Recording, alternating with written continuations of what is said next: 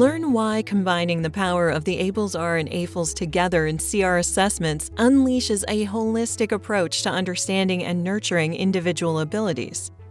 Let's learn how to use the two to unlock potential together.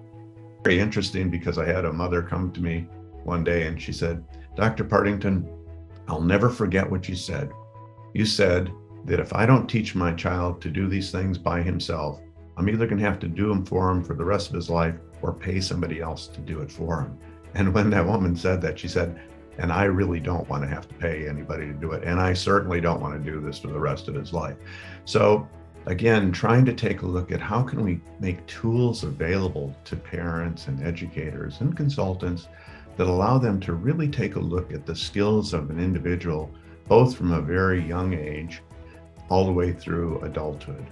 And so the combination of the two assessments, the ABLLS-R along with the AFLS, is really quite an accomplishment to have these both come together under the same format to help clinicians and parents and educators all working together to accomplish the goal of helping these individuals meet their fullest potential in life.